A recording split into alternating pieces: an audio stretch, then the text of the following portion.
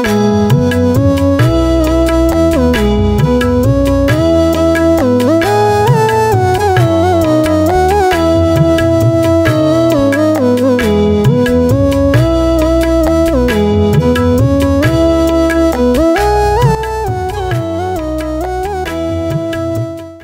brothers and sisters in the Lord, ప్రభునందు ప్రియమైన సహోదరి సోదరులారా, today's verses for our meditation is taken from the book of Numbers chapter 6, 24 and 25. నేటి దినము మన ధ్యానం కొరకు సంఖ్యాకాండం 6వ అధ్యాయం 24, 25 వచనాల నుండి తీసుకొనబడింది. The Lord bless thee and keep thee.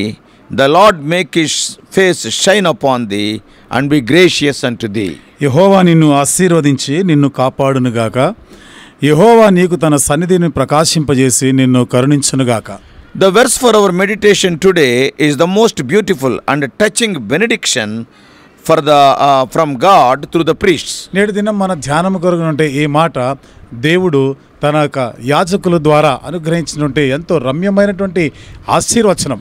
Moreover, it becomes more beautiful for the place in which we come upon it. ఇంకా చెప్పాలంటే ఏ ప్రాంతం ఏ స్థలము నుండి ఆశీర్వచనం పలకబడిందో దానిని బట్టి కూడా మరింత రమ్యమైనది. If we see Numbers 5th and 6th chapters, సంఖ్యాకాండము 5-6 అధ్యాయాలను మనం గమనిస్తే we find stern commandments and restrictions and minute specifications of duty.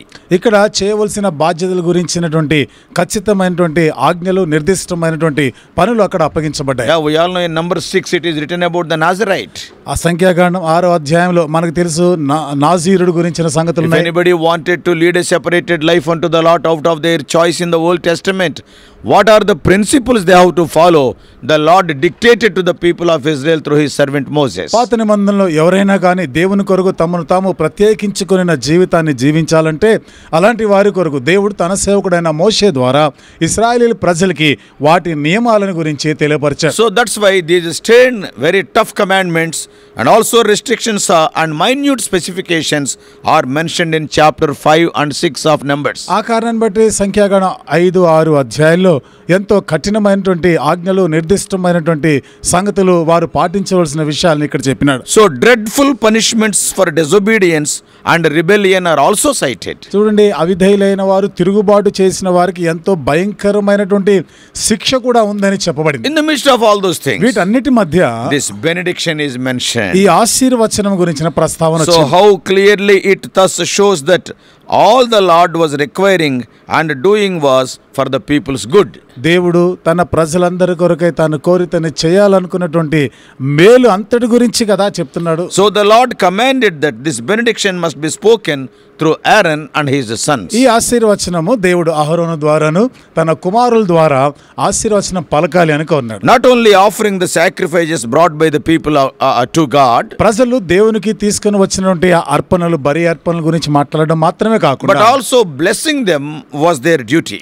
వారిని దీవించడం కూడా వారి యొక్క పని. So the priest was not only the way from man to God. ఇక్కడ యాజకుడు మానవుని నుండి దేవుని యొద్దకు ఒక మార్గం మాత్రమే కాకుండా whatever we have to offer, it has to go through the priest. అంటే మనం ఏదైనా దేవునికి ఇవ్వాలి అనుకుంటే అది యాజకుడి ద్వారా దేవునికి అర్పించాలి. So is not only a way from man to God, కాబట్టి ఇక్కడ మానవుని నుండి దేవుని యొద్దకు ఈయన ఒక సాధనం లాగా ఉండడం మాత్రమే but very కాకుండా tenderly he is a way from God to man. ఎంతో మృదువైనటువంటి రీతిలో దేవుని యొద్ద నుండి మానవుని యొద్దకు కూడా ఒక సాధనంలా ఉన్నాడు. So what does it mean? అంటే అర్థం ఏమిటి? His duty was a dual duty. ఇతనుకు అప్పగించబడిన పని పరిచర్య అనేది రెండంతలుగా ఉంది. Intercession, ఇక్కడ ఒకవైపు విజ్ఞాపన చేయాలి, then benediction. తర్వాత ఆశీర్వచనం ఇవ్వాలి. Intercession is on behalf of man to God, విజ్ఞాపన అనేది మానవుని నుండి దేవునికి, whereas benediction is from God to man, the blessing. ఆశీర్వచనం అది దేవుని యొద్ద నుండి మానవునికి ఇచ్చేది. So especially this benediction was not at all an ordinary one. కాబట్టి ఈ ఆశీర్వచనం అనేది ఎట్టి పరిస్థితిలో అది సాధారణమైనది కాదు. It was not a blessing to each tribe to be pronounced by its tribal head.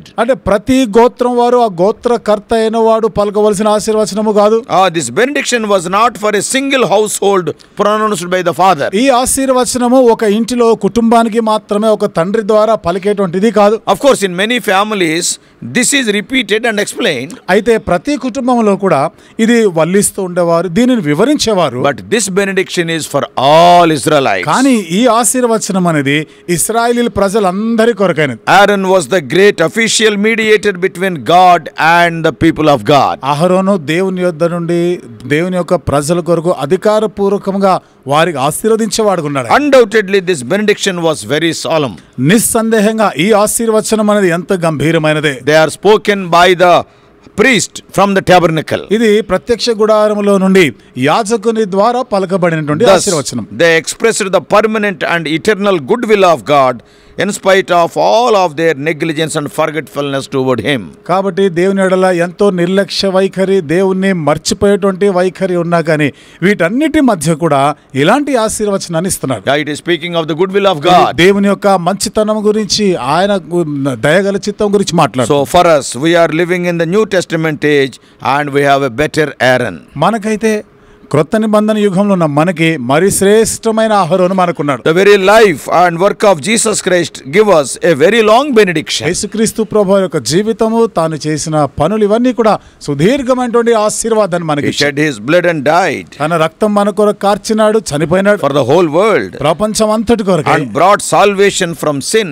Satan, curse, death and grave and also from the wrath of God. పాపము నుండి, సాతాను నుండి, మరణము నుండి, సమాధి నుండి, దేవుని ఉగ్రత నుండి కూడా ఆయన మనకి రక్షణ ఇచ్చాడు. All that Aaron said to the people of Israel was in respective of their temporal blessings. అహరోను ఇశ్రాయేలు ప్రజలందరికీ చెప్పినటువంటిది ఇది తాత్కాలికమైనటువంటి ఆశీర్వాదాలే. But Jesus says to the spiritual seed of Abraham, అయితే యేసు ప్రభువారు అబ్రహాం యొక్క ఆత్మీయమైన సంతతితో చెప్పిన మాట, that is to you and to me, about the spiritual blessings. అనగా నీకు నాకు ఇవి ఆత్మీయమైనటువంటి ఆశీర్వాదాలు. We are the seed of Abraham in the New Testament age. కొత్త నిబంధన యుగంలో మనము అబ్రహాము సంతానమై ఉన్నాం. Paul writes in Galatians 3:29, పౌలు గలతీయులకు రాస్తూ 3వ అధ్యాయం 29వ వచనంలో రాస్తున్నాడు, and if ye be Christ, then are ye Abraham's seed and heirs according to the promise. మీరు క్రీస్తు సంబంధులైతే ఆ పక్షమందు అబ్రహాం యొక్క సంతానమై ఉండి వాగ్దాన ప్రకారం వారసులై ఉన్నారు. So this morning let us see the elements or the parts of this benediction. కాబట్టి ఉదయకాలము ఈ ఆశీర్వాదంలోని భాగాలు ఏమిటో మనం చూద్దాం. Number 1, మొదటిది, he blesses us. ఆయన మనల్ని ఆశీర్వదిస్తాడు. In other words, మరొక మాటలో చెప్పాలి, God is in their favor. దేవుడు వారి ఎడల దయార్థ హృదయం గలవాడు. It is really a serious blessed thing for the Israelites. ఇశ్రాయేలు కొరకు ఇది ఎంతో తీవ్రమైనటువంటి ఆశీర్వచనమే. What does it mean? అంటే అర్థం ఏమిటి? The blessings cannot be purchased. ఆశీర్వాదాలు అనేవి మనం కొనగలిగేటిది కాదు. They are free out of God's love and favor. దేవుని యొక్క ప్రేమ, ఆయనకి ఇష్టాన్ని బట్టి ఉచితముగా వచ్చేవి. At the same time, అదే సమయంలో when the other nations come to know about God's favor towards Israel, ఇతర దేశాల వారు, అన్య దేశాల వారు దేవుడు ఇశ్రాయేలు ప్రజల ఇష్టం కలిగి ఉన్నాడనే సంగతి తెలిసినప్పుడు it is a terrifying thing to them as well. మరి వారికి ఇది భయభ్రాంతులు కల్పించేది కూడా. None can touch them. ఎవరు కూడా వారిని ముట్టజాలరు. King Balak thought that all his ends would be served if he could get Balaam only to curse the Israelites. బాలాకు రాజు ఏమనుకున్నాడు? బిలాముని పిలిపించి ఇశ్రాయేల్ ప్రజలందరినీ కానీ శపించగలిగితే తాను అనుకున్న కోరికలన్నీ కూడా నెరవేర్చబడినట్లే అనుకున్నాడు. But God turned the cursing to blessing. అయితే దేవుడు ఈ శాపమును ఆశీర్వాదముగా మార్చినాడు. Same thing happens to us ఇదే also. మనకి జరిగేది. Without our knowledge, Satan and other enemies may be plotting many harms to us, but God will take care of them all. మనకు తెలియకుండా సాతానుడు కానీ వాడి అనుచరులు, ఇతరులు, మనుషులు ఎవరైనా మనకి ఎంతో హాని, కీడు తలపెట్టాలనుకుంటారేమో కానీ దేవుడు అట్లా జరగనివ్వడు. Not only our God neutralizes those curses, మన దేవుడు ఆ శాపాలన్నిటిని నిర్వీర్యం చేయడం మాత్రమే but he కాకుండా turns those curses into blessings. ఆ శాపములను ఆశీర్వాదాలుగా కూడా మారుస్తాడు. The enemy may be thinking, I am throwing an arrow at him. శత్రువు అనుకుంటాడు కదా, నేను ఒక బాణం వదిలేసిన వాడి మీద. The arrow will not touch us, ఆ బాణం మన దాకా రాదు, but తాకదు. what God will do? కానీ దేవుడు ఏం చేస్తాడు? God will turn the arrow into a garland and it will come to us. ఆ బాణము ఒక దండలాగా మార్చి మన మెడలో వేస్తాడు. And secondly, రెండోది, first not only he blesses us, మొదటిదిగా ఆయన కేవలం ఆశీర్వదించడం మాత్రమే కాకుండా, secondly రెండోది he makes his face to shine. ఆయన తన సన్నిధిని ప్రకాశింపజేస్తాడు. See the physical sun and what we are seeing daily. ఇప్పుడు మనం భౌతిక సూర్యుడు అనుదినం మనం చూస్తున్నది ఉంది కదా. Though the sun is not shining, some benefits we enjoy. ఆ సూర్యుడు ప్రకాశించకపోయినా వాటి నుండి మనకొని ప్రయోజనాలు పొందుతున్నాం. But when the sun shines, what a blessing. అయితే ఆ సూర్యుడు కాంతి ఇస్తూ ప్రకాశిస్తున్నప్పుడు ఎంతటి దీవెనది. In 84:11 of Psalms, 84వ Keerthana 11వ It వచనంలో is written, the Lord is sun and shield. ఇక్కడ రాయబడింది కదా, దేవుడు మనకి సూర్యుడును కేడమునై ఉన్నాడు. He enlightens us. ఆయన మనల్ని వెలిగిస్తాడు. So the second thing is he makes his face to shine. రెండవ సంగతి, ఆయన తన సన్నిధిని, తన ముఖము ప్రకాశింపజేస్తాడు. Thirdly, in this benediction, ఈ ఆశీర్వాదంలో మూడవ సంగతి, he lifts up his countenance. ఆయన తన ఒక సన్నిధి కాంతి ఉదయింపజేస్తాడు. This is a great expressiveness in his face. ఇది తన ముఖ కాంతిలో ఉన్నటువంటి గొప్ప వ్యక్తీకరణ. That is sometimes some meanings we cannot convey through language. కొన్ని పర్యాయాలు వాటి యొక్క భావము మన భాష ద్వారా తెలియపరచలేము. Moreover, at Babel, all languages are confounded. ఇంకా ఎక్కువ చెప్పాలంటే బాబేలు దగ్గర అసలు భాషలన్నీ తారుమారైపోయాయి. But this language barrier is not there for the countenance. అయితే ఈ ముఖ కాంతి కొరకై ఈ యొక్క ఆటంకం ఏమీ లేదు ఇక్కడ. The language of the face needs no interpreter. ఈ ముఖం యొక్క భాషకి ఏ భావము తెలియపరచడం అవసరం లేదు. So when we see the face of a fellow man shining, మరి ఒక వ్యక్తి సాటి వ్యక్తి యొక్క ముఖము ప్రకాశిస్తూ ఉండగా and చూసినప్పుడు, his countenance is lifted on us, ఆయన ముఖము మన మీదకి ఆయన ప్రకాశించినప్పుడు, then we know that he will help us. అప్పుడు ఆయన మనకి సహాయం చేయగలడని తెలుసుకుంటాం. God was so for Israelites. అలాగే దేవుడు ఇశ్రాయేలు కొరకు కూడా, For us also, Jesus says, మనకు కూడా యేసుప్రభువు వారు చెప్తున్నారు, he that hath seen me hath seen the Father. నన్ను చూచిన వాడు తండ్రిని చూచినట్టే. Always the Lord's face is available to us. ఎల్లప్పుడు కూడా ప్రభు యొక్క ముఖము మనకు అందుబాటులోనే His ఉంది. good will be can be enjoyed by every one of us. ఆయన యొక్క మంచితనము మనలో ప్రతి ఒక్కరం కూడా అనుభవించగలం. Then what is the result of this benediction? అప్పుడు ఈ ఆశీర్వాదం యొక్క ఫలితం ఎట్లా ఉంటుంది? Firstly, మొదటిది, he keeps or protects his people. ఆయన తన ప్రజలని కాపాడువాడు. Security is the first of blessings. ఈ ఆశీర్వాదాల్లో మొదటిది భద్రత. The rich man had increase of goods and he built bigger barns, but those riches and barns could not keep him against death.